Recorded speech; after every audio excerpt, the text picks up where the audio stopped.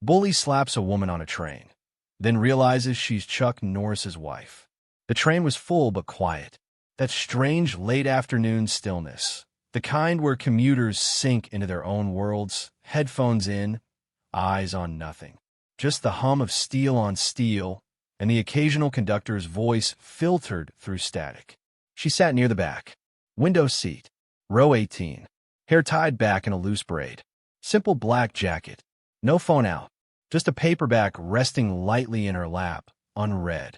Her name was Ellen Norris. She liked traveling alone. No press. No spotlight. No mention of who she was married to. Out here, she was just another face in the crowd. And for a woman who'd spent the last 15 years being Chuck's wife, anonymity had started to feel like freedom. Across the aisle, a group of 3 men boarded at the last station. Late 20s, loud, cheap ear on their breath. One had a duffel bag slung low. Another wore mirrored sunglasses, even indoors.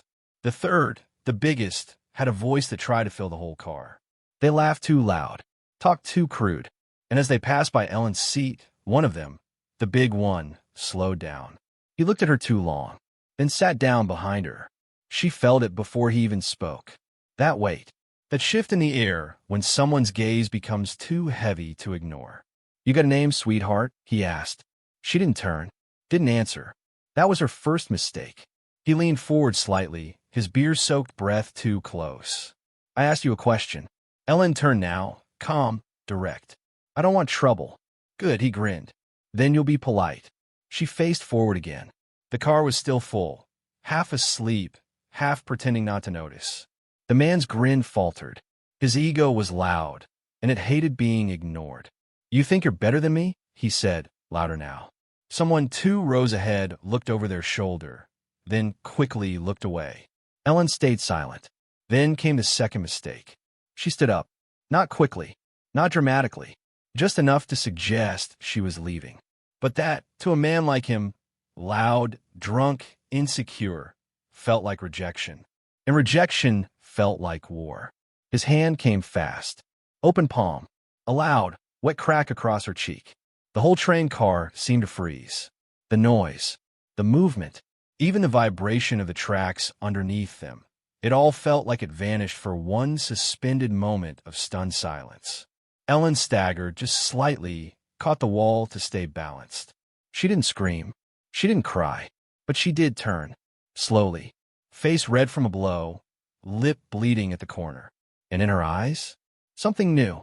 Not fear, not even anger, but disappointment. The man looked confused for half a second, like he wasn't sure what he'd just done.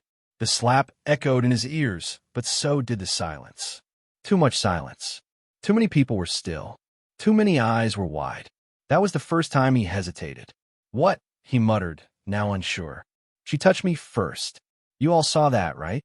No one responded. No one nodded. No one even moved. Ellen reached into her jacket pocket. Not for a weapon. For her phone. She tapped the screen once. Let the front camera show her bruised face. Snapped a photo. Then calmly pulled up her contacts and tapped a name. She didn't speak. She didn't need to. All she did was send the picture. And under it, typed 5 words. Train 644. Row 18. Now. The man laughed, too loud, trying to force back the uncertainty. "Oh, come on. What, you gonna call your boyfriend?" She looked at him then. Not smug, not angry.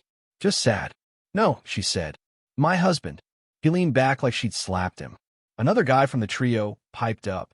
"Maybe we should chill, man." "No," the big one snapped. "She wants to act like she's some kind of queen. She's gonna get treated like one." "I ain't scared of no." Then a woman in the front of the train stood up. "Did you just hit her?" He turned, surprised. "What's it to you?" Another voice. "We saw it." Then another. "That's assault." Now the noise came back, but it wasn't in his favor. Passengers, ones who had stayed silent moments before, were now filming. Standing, calling conductors. The moment had shifted, and the bully felt it. That sinking feeling in his gut. Ellen sat back down, calmly wiped the blood from her lip. The train conductor appeared at the rear door. "Everyone stay in your seats." Then he saw Ellen's face. His voice cracked. "Ma'am, are you?" "I'm fine," she said. "But I'd sit down if I were you." He blinked. "Why?" She didn't answer. But someone else did. A phone rang at the front of the car. Loud. Sharp. The man who had slapped her flinched. It wasn't his phone. It was the conductor's. The conductor answered. His eyes widened, then narrowed.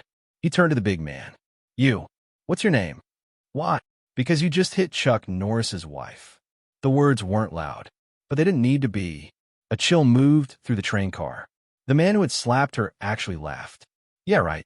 Then the conductor handed him his phone. A single text message on the screen. Keep him on the train. The man read it, and read it again. His hands started to sweat. I didn't know who she was, he stammered. She didn't say. Ellen finally spoke again. You hit a woman because you could. That's the only part that matters. He backed up a step. Passengers cleared a path. The train was still in motion, but he felt like it was going 200 miles an hour, and he was standing on the tracks. The silence came back, but it was different now. Not stunned, not confused, but waiting, watching, and behind all that silence, Chuck Norris was already on his way. The train began to slow for the next station, and the conductor's voice came through the intercom, calmer now, but laced with warning. Please remain seated. Security boarding in 2 minutes. But Ellen didn't look at the doors. She looked out the window, because standing on the platform, arms folded, eyes steady, was Chuck, and he was watching the train like it had something inside that needed to be corrected. The train squealed as it pulled into the platform. Steel on steel. Slow and inevitable. Row 18 sat still. The air in the car was thick with silence. Not from fear anymore, but anticipation. The man who'd slapped Ellen kept looking back and forth between the train door and his friends. His breathing had gone shallow, his hands twitchy. The arrogance was gone. What was left was someone trying to do math in a panic. Chuck Norris, he said again, like the name was something he could shrink with disbelief. Nah, that's just a coincidence. She's bluffing. His friends didn't answer, because now they saw what he didn't want to. The platform had one man standing still, arms folded, feet apart, unmoving, like a statue carved out of patience and warning. Chuck Norris. No sunglasses, no badge, just denim, leather boots, and eyes that had seen too much to be surprised anymore. The train hissed, slowed, stopped, doors slid open, and still, he didn't move. He didn't have to. The conductor turned from the front of the car and stepped down onto the platform first. He didn't say anything. He just nodded at Chuck. Chuck stepped on. Not fast, not slow, just steady. The sound of his boots on the train floor was louder than the engine. Tap, tap, tap. The bully stood now, trying to look calm, trying to look like this was nothing. But everyone saw the truth. The tremor in his hand. The inch he kept backing up with every foot Chuck stepped forward. Ellen sat still in her seat. Face calm, eyes clear. Chuck passed her, gave her the smallest glance. Not of fear or urgency, but of confirmation. She nodded once. That was all. He turned to the man who hit her. You hit my wife, Chuck said, voice even. The man raised his hand slightly. She didn't say she was your wife. Chuck took a step closer. Would it have mattered? I didn't know. Chuck's voice dropped. But you still hit her. She didn't answer me. I thought. Chuck interrupted without raising his voice. You thought you could do whatever you wanted. To whoever you wanted. Because no one would stop you. The man tried to step back again, but there was nowhere left to go. He was at the rear bulkhead now. Cornered. Caged. I didn't know, he barked. Look, I'm sorry, okay? Chuck's jaw stayed tight. His voice still soft. No, you're not. The car was dead quiet. Ellen stood now, too. She walked down the aisle, slow and controlled. Stopped next to Chuck. Looked at the man who had struck her like he was something already in the rearview mirror. Do you want to press charges? Chuck asked her, not turning away. I want him to understand, she said. But he won't. Not until someone makes him. Chuck turned to the conductor. Is there an empty compartment? The conductor nodded, a little too fast. Into the car. Maintenance bay. Good. Chuck looked back at the man. You and I are going to take a walk. The bully laughed nervously. What? What? Like you're going to beat me up in private. Chuck didn't answer. Didn't have to. He just turned and walked toward the back. The man hesitated, then followed. Not because he wanted to, but because not following seemed worse. The maintenance car was small. Dim, tools lined one wall. The other side had nothing but bolted crates and spare uniforms. Chuck stepped inside. The man followed. The door slid shut behind them. The hum of the train returned, and Chuck finally turned. "No cameras back here," the man said, trying for smug again. "So, if you're thinking about—" Chuck cut him off with a whisper. "This isn't about you being on camera." He stepped closer. "This is about what men like you do when you think no one's watching." The man's mouth twitched. "I said I'm sorry, man. I didn't mean to." Chuck moved fast now, grabbed him by the collar, spun him against the wall, pressed just enough to lift his heels. "You slapped a woman in public, on a train full of people, because she said no." He leaned in. "So tell me, what do you do in private?" The man didn't answer. Chuck let go. He dropped to the floor, gasping. "I didn't think she'd. I didn't mean—" "That's your excuse?" Chuck said. "You didn't mean to?" Chuck's voice was sharp now, the kind that cuts without yelling. "If you didn't mean it, you wouldn't have done it." He let that hang in the air, then stepped back, pointed to the door. "You're going to walk back out there? You're going to apologize? Not to me. To her. And not the fake kind. Not the kind that saves your skin." "If I don't?" the man asked. Chuck didn't blink. "Then you stay in here with me until the next stop." The man swallowed, looked at the tools lining the wall, and nodded. Back in the car, the crowd watched as the man returned. He looked smaller now, his shirt wrinkled, his eyes red. He stood in front of Ellen. She didn't stand, didn't flinch, didn't look away. He tried to speak, choked, then managed. "I'm sorry. I shouldn't have touched you. I was wrong. I'm not asking you to forgive me, but I want to say it anyway." Ellen didn't answer right away. Then, "Good." She turned back to the window. Chuck stood in the aisle, watching the man, watching the car, watching the people who had done nothing when it started, but everything once it was safe. He nodded once at the conductor. "We'll get off at the next station." 10 minutes later, they stepped onto the platform. The train pulled away behind them. Ellen looked at Chuck. "You didn't hit him." "No." "Why not?" Chuck looked down the tracks. "Because if I did, it would just make him think he lost a fight." She nodded. "You wanted him to feel something else." Chuck nodded. "I wanted him to see himself." She looked down the platform. "So what now? We go home. And him." Chuck paused. His real punishment just started. As they reached the exit, a man in a black windbreaker stepped out from behind the kiosk. Not a cop, not a conductor, someone who didn't belong. He held out a phone. "Mr. Norris, someone needs to speak with you." Chuck looked at the screen. It was live video. A man with a bruised face, and behind him, a tied-up conductor, and blood on the wall. The voice said, "You shouldn't have gotten involved." Chuck narrowed his eyes. Ellen's hand tightened around his arm, and Chuck said quietly, "Then you shouldn't have touched my family." Chuck stared at the phone screen. The man in the video wasn't the bully from the train. This one was leaner, wired, smiling in that quiet, dead way that meant he'd done this before. Behind him, a tied-up conductor. Tape across the mouth. Blood on the sleeve. Not dead yet.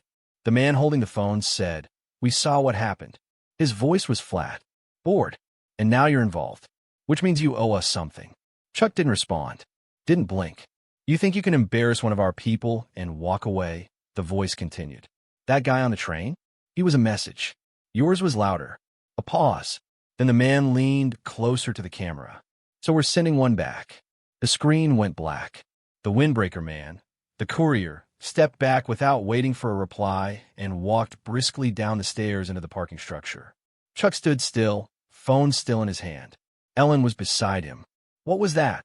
"Trouble," he said simply. "I thought the guy from the train was just a drunk idiot." He was, Chuck said, but apparently an idiot with friends. He tapped a few times on the phone screen. "Save the video. Send it to a contact marked only as Ray, D.C." Ellen was quiet now. "Processing. You think it's serious?"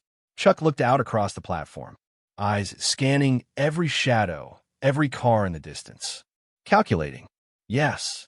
20 minutes later, they were in the truck. Chuck drove without the radio, without GPS.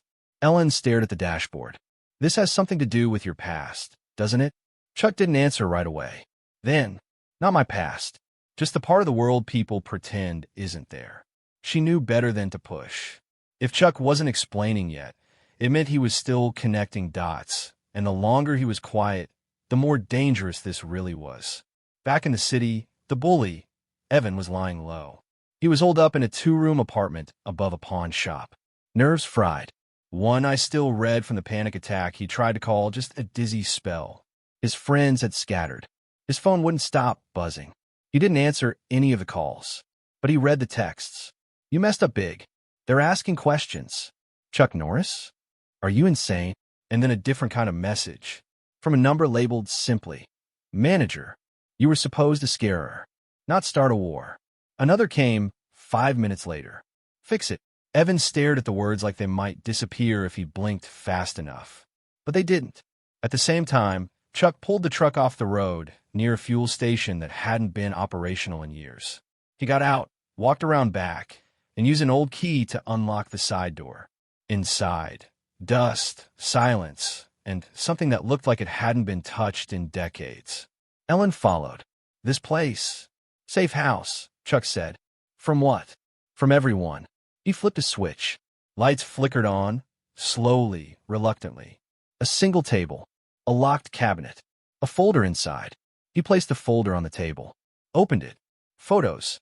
Printed surveillance shots. Dossiers. He pushed one toward her. Ellen stared. The man from the train? His picture wasn't there. But the man from the video, the one who'd threatened Chuck? Front and center. Grady Vex. Ex-private contractor. Tied to multiple security firms that weren't real companies so much as freelance enforcers for people who didn't like public consequences. No confirmed crimes, but a lot of disappearances. He's the one who sent the message, Chuck said. And if he's involved, this wasn't about the slap. That was a spark. This was the fuel waiting for it. So now what? Ellen asked. Chuck opened a drawer, pulled out a small device, old military issue. He flipped a switch. Low hum. Scrambler.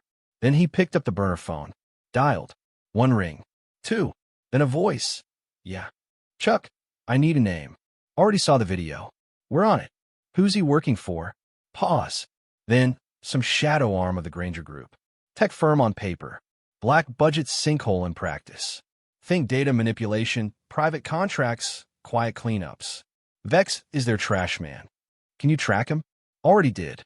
Chuck's voice sharpened. Where? Warehouse. Edge of Red Hill.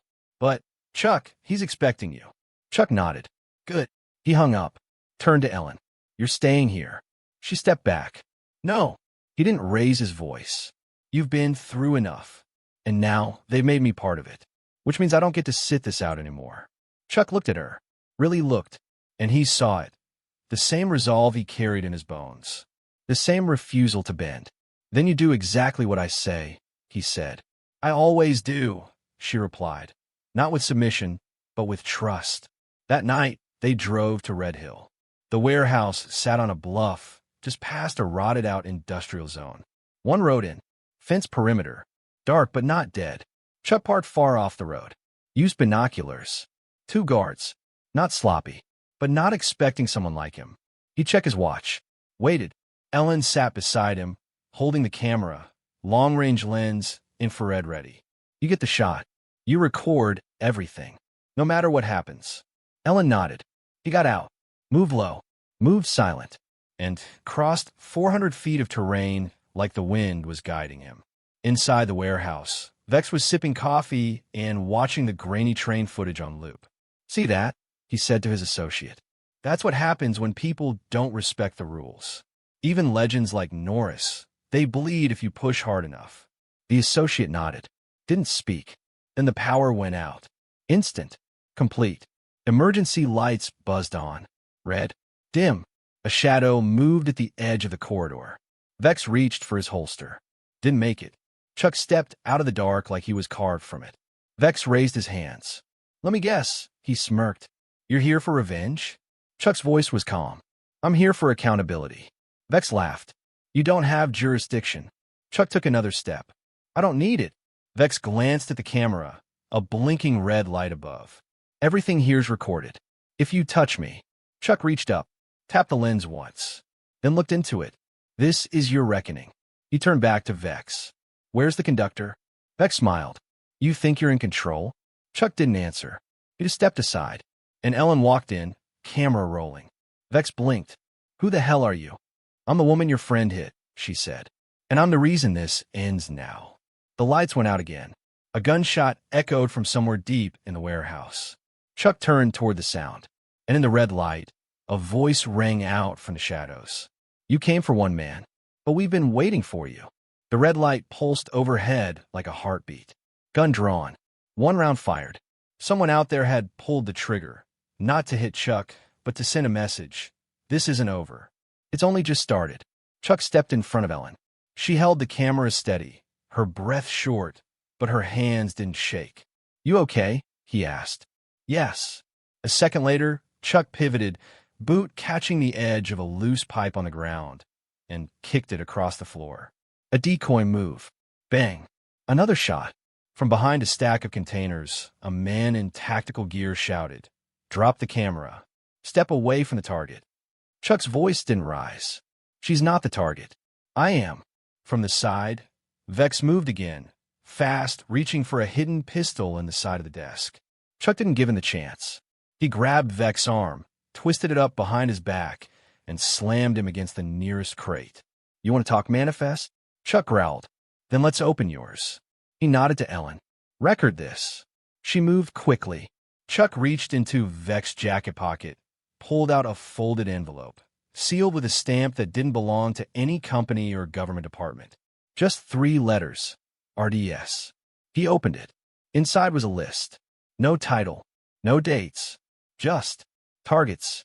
O.D. Reeves deleted. O.S. Coleman detained. O.N. Scott watch. O.E. Norris intercepted. O.C. Norris neutralize if escalated. Ellen's eyes widened. "They have my name?" Chuck's face didn't move. He was beyond anger now. This wasn't personal anymore. It was surgical. "They weren't after you for who you are," he said quietly. "They were watching you for who I am." She swallowed. "They used me." He looked at her now, not with pity, but resolve. "Not anymore." Vex laughed from the floor. "You think this ends with me? You think this isn't bigger than one warehouse?" Chuck crouched next to him. "This ends where I decide it does." Vex smirked. "You're too late. The others are already gone." Chuck stood. "Then I'll go further." Suddenly, the side door burst open. More men. 3 this time. Clean black suits, not combat gear. No words. Just movement, coordinated and fast. Ellen stepped back. Chuck didn't. The first swung.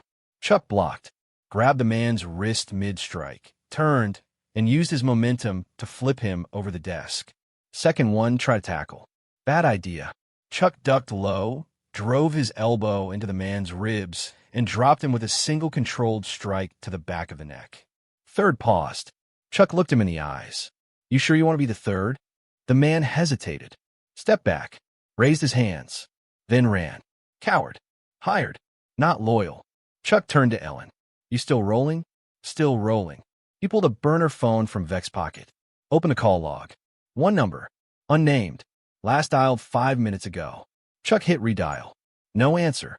Just a voicemail greeting. And a name. "You've reached Colonel Darren Sloan. Leave a secure line if it's urgent." Chuck ended the call. Looked at Ellen. "We're going to need to knock on a different door." Back in the cabin that night, Ellen sat reviewing the footage on a laptop.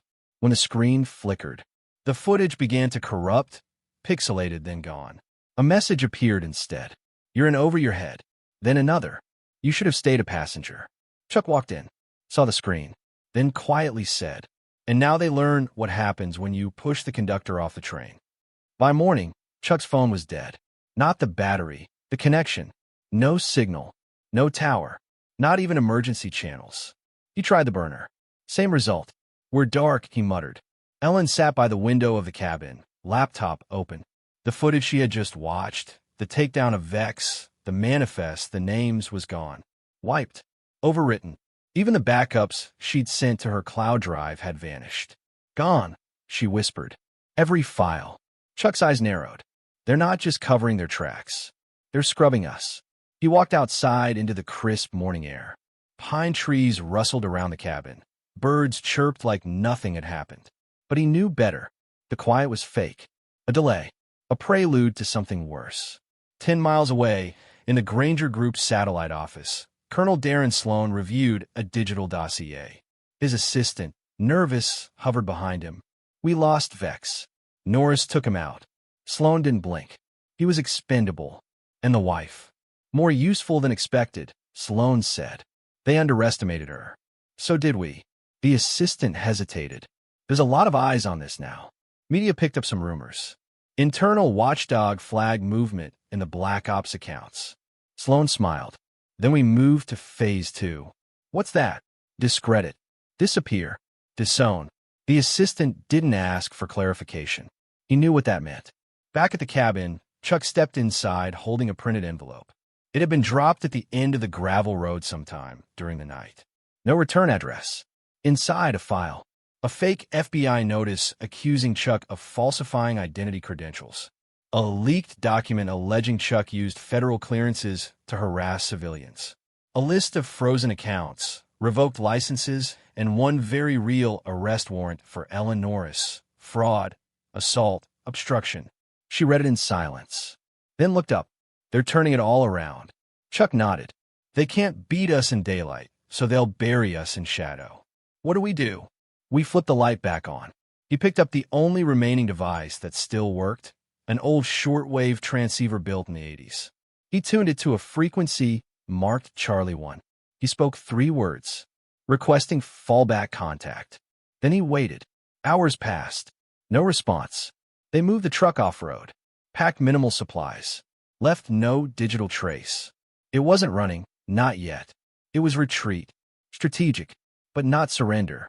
Chuck knew what was coming. He'd seen it before, back when enemies wore flags. Now they wore suits. That night the attack came, not with soldiers, not with weapons, with headlines. Breaking, former military operative accused of staged assault to gain fame. Private vigilantism on the rise. Wife of Chuck Norris implicated. Anonymous sources. It was all a setup. Chuck read each one. Didn't react. He expected it. But Ellen? She paced the cabin. Furious. Heartbroken. Do you see this? They're calling me a liar. They're calling you dangerous. He stood, placed a hand gently on her shoulder. They're telling the world a lie, she said. But the world wants to believe it. Chuck met her eyes. Then we give them something bigger to believe in. She blinked. What? He opened the drawer, pulled out a drive. One of 2 he'd hidden. This is the backup of the backup. You made a copy? Chuck nodded. I knew they'd try to erase us, so I left them chasing ghosts. She smiled now, for the first time in days. Not because it was over, but because now they had something the enemy didn't. Hope. Across the country, Colonel Sloan's phone buzzed. He answered. A voice, digital, distorted, spoke. He's still broadcasting. Sloan slammed the receiver down, then picked it back up, then crashed the signal. He stared out the window at the night sky. Before the world remembers his name. The cabin was silent. No more birdsong. No more breeze. Even the trees seemed to lean in as Chuck adjusted the signal gain on the shortwave transceiver, checking the LED monitor for pulse clarity. He didn't say anything. Not yet. Ellen stood behind him, pacing softly. In her hand, the single surviving backup drive. The files were intact. Barely. They had maybe one chance. One window. Chuck turned the dial to frequency 1145.6, an old relay channel once used during joint service broadcasts in covert operations. Abandoned now, except by a few ghosts. He keyed the mic. Broadcast protocol, Delta Romeo 9. Priority override. Incoming data dump. Mark all media as live relay. A pause. Nothing but static. Then a ping. Not a voice. A flash of carrier acceptance. The frequency was open, and Chuck Norris was on the air. Somewhere in a forgotten monitoring station in Nevada, an old ham radio technician sat up straight. He hadn't heard that protocol in a decade. He hit record. Chuck spoke slowly, clearly, the way a man does when there's nothing left to bluff. This is Chuck Norris. He let the name hang there, not out of arrogance, but gravity. You've been lied to, so have I, and it ends now. He nodded to Ellen, who connected the drive. Chuck continued. What you're about to see is not fiction. It's not political. It's not propaganda. It's evidence. The drive loaded, file by file. The manifest list with names marked for deletion. The intercepted footage of Grady Vex threats. The fake arrest warrants. The corrupted footage with metadata traces linking back to the Granger Group servers. And finally, the name Colonel Darren Sloan. Chuck looked into the mounted camera. Colonel Sloan, I know you're listening. I want you to know the people you buried are still alive. The system you built on silence is crumbling. And this time, we're not going away. He paused, then added one last thing. This isn't about revenge. It's about truth. And truth doesn't need permission to land. He ended the transmission. The signal traveled faster than anyone expected. In less than 6 minutes, a network of legacy ham relay nodes had picked it up, then pirate radio stations, then low-band frequency hackers in Argentina, Sweden, Taiwan. Within the hour, it hit YouTube. 2 hours later, mainstream media had no choice but to acknowledge it. Unconfirmed, Chuck Norris broadcasts wild conspiracy claim. Breaking, military whistleblower accuses Black Ops Network. By the next morning, it wasn't a conspiracy. It was a movement. In a boardroom overlooking the Potomac, Colonel Sloan watched the coverage play across 3 monitors. Shut it down, he barked. Too late, said his assistant. It's gone viral. He gave it away, distributed files through decentralized links. We can't scrub it. Sloan slammed his fist on the table. Then make them afraid to believe it. The assistant paled. You want to escalate? Sloan didn't answer. He just turned toward the window, watching the sunrise like it offended him. We didn't bury those names deep enough, he muttered. Then, send the order. Back at the cabin, Chuck and Ellen knew what was coming. They'll retaliate, she said. Maybe not today, but they'll come. Chuck nodded. Good. Let them. Ellen narrowed her eyes. You want them to? I want them to show their face, he replied. Because the second they do, we stop being ghosts.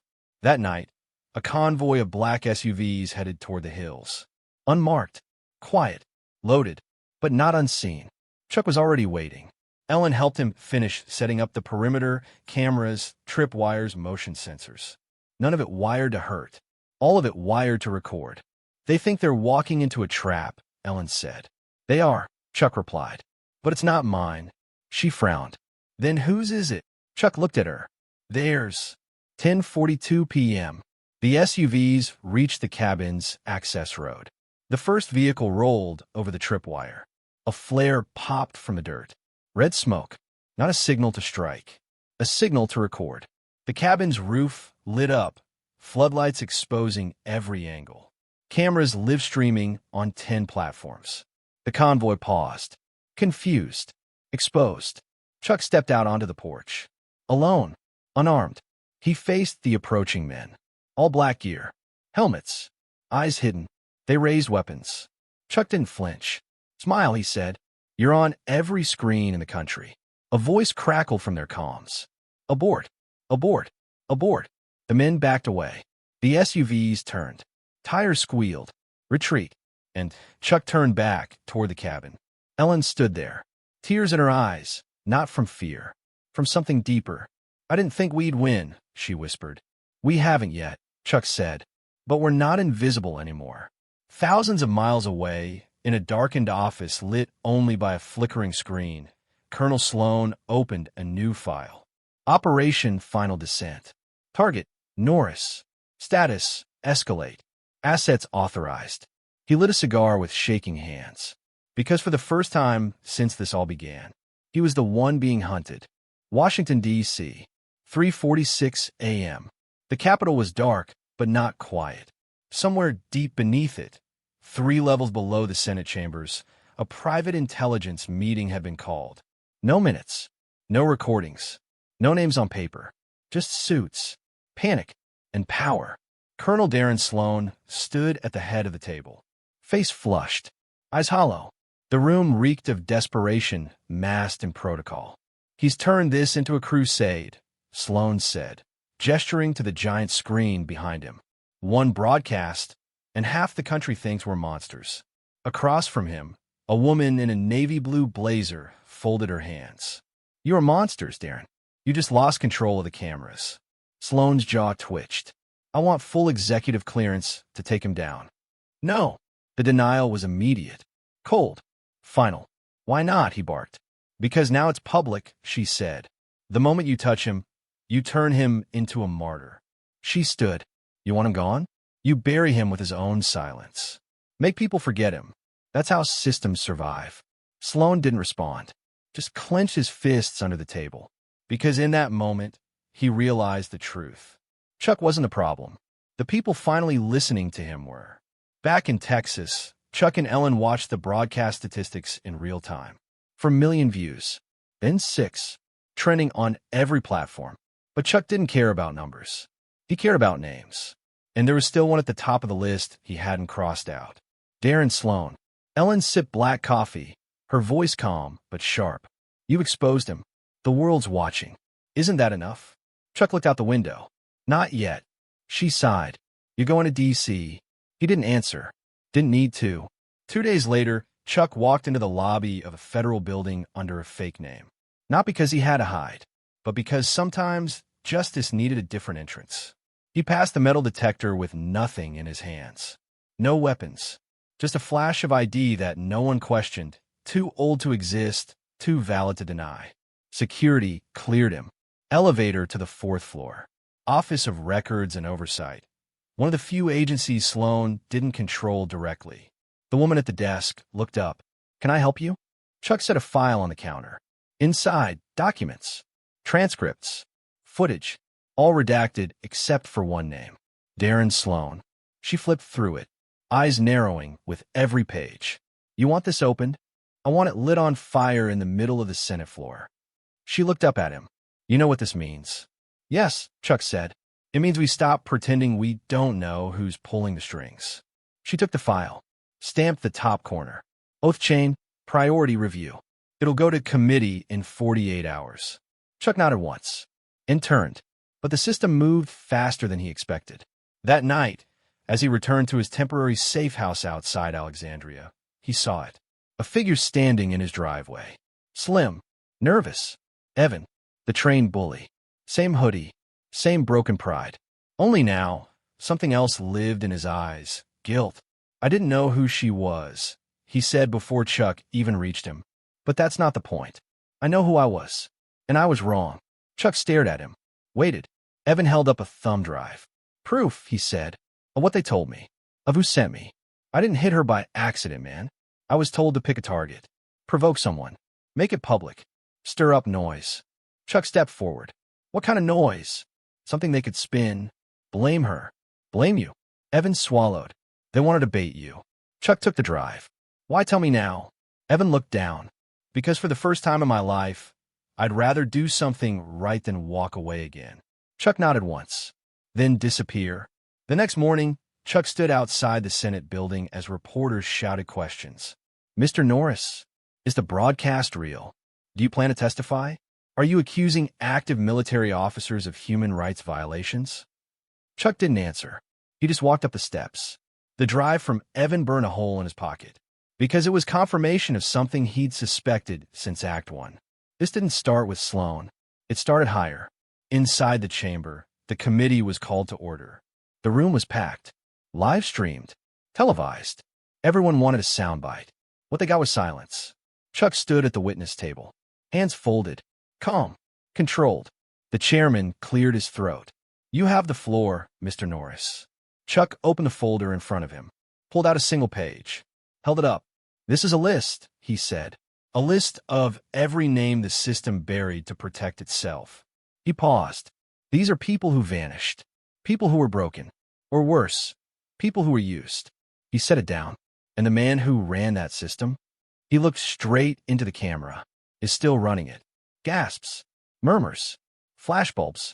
But Chuck wasn't done. He pulled out the drive from Evan, plugged it into the panel laptop. Footage played, not of violence, of meetings, of emails, of a voice recording of Sloan giving the order, start with the wife. He'll come after her. Then we own the story. The room went silent. The chairman leaned forward. Mr. Norris, are you saying this entire operation began because you were provoked? Chuck nodded. They tried to bait a ghost. What they got was the truth. As Chuck left the chamber, Ellen met him at the steps. People stepped aside. No cheers, just respect. She slipped her hand into his. You did it. Chuck shook his head. No. He looked up. There's still one flight left to land. The wind was sharper than usual that morning. High over Nevada, a private airfield blinked into life as the wheels of a black government jet screeched down the tarmac. No fanfare, no cameras, just one man stepping off the plane, briefcase in hand, secrets in his blood. Colonel Darren Sloan. He didn't speak to the agents waiting for him, didn't acknowledge the reporters swarming D.C., didn't respond to the hearings, the subpoenas, or the nationwide outrage flooding every network. He had a bunker to reach, a protocol to initiate, and a problem to eliminate. Because Chuck Norris wasn't going away. Not until his plane, landed one final time. Across the country, Chuck stood at the edge of an airstrip, the same one from Act 6. Desert wind in his jacket, dust curling around his boots. Beside him stood Ellen, calm, steady. Behind them, the world had already changed. The hearing had gone global. Whistleblowers came forward. Pilots, contractors, ground crew, victims, all carrying pieces of a machine that had finally begun to stall. But the engine wasn't off yet, and the man at the controls, Sloan, was still airborne. Chuck received the alert via encrypted channel. Target, Sloan's private jet. Wheels down. Nevada. ETA, 12:13 p.m. He nodded once. It was time. Not to kill. To end it. The truck cut across the salt flats fast. Old military-grade tires slicing the dust. No backup. No escort. Just Chuck and Ellen, driving toward the one man who had tried to rewrite the rules. They reached the airfield moments before touchdown. No guards. Just desert. Sloan's arrogance was his defense. Chuck stepped out of the truck. Looked up. The plane descended like a black arrow through the sun. It landed smooth. Too smooth. It didn't taxi to the hangar. It came to a full stop, 40 feet from Chuck. The door opened, and Sloan stepped out. Alone. Unarmed. Or so it seemed. He looked tired. Cornered. Still defiant. You got what you wanted, Sloan said as he reached the bottom of the ramp. The world hates me. Your wife's a hero. You burned everything down. Chuck didn't speak. Sloan stepped closer. And now what? You think this is justice? No, Chuck finally said. This is the landing. Sloan smirked. You don't get to decide when this ends. Chuck nodded. You're right. Then Ellen stepped forward and placed a file in Sloan's hand. The final file. Signed. Notarized. Delivered. Official military revocation. Rank terminated. Clearance expired. Access blocked. Passport seized. Pending federal trial. Sloan's hand shook. You can't do this. Chuck stared him down. I didn't. He gestured toward the sky. They did. Overhead, two black choppers sliced into view. DOJ task force. Press units. And behind them, the quiet hum of a plane full of survivors ready to testify. Sloan looked around. Nowhere to run. Nowhere to hide. He tried one last lie. This wasn't about power. It was about order. Chuck stepped close. Order built on fear isn't order. It's a prison. And now, he added, nodding toward the cuffs being carried across the tarmac. You get to see what it's like on the inside. The choppers landed. The press surged. Sloan was led away in silence. He didn't fight. Didn't plead. Because deep down, even he understood. You don't slap Chuck Norris's wife and walk away. Not just because of who she is, but because of who he becomes when you try to take something from the quiet corner of his world. Later that night, Chuck and Ellen sat on the hood of the truck. Stars overhead. Desert cooling underfoot. She leaned her head against his shoulder. Is it over? Chuck sipped from a thermos. No, but it's landed, she smiled. He nodded. One final descent. No one saw Chuck Norris board another plane. But sometimes, late at night, passengers claim a silent man with calm eyes sits in 14, always facing the aisle. Never reading. Just watching. So if you're on a train, and a bully stands up, or on a flight, and someone says, she doesn't matter, check the quiet man in denim. And think twice. Because if Chuck Norris is on board, you're already out of excuses.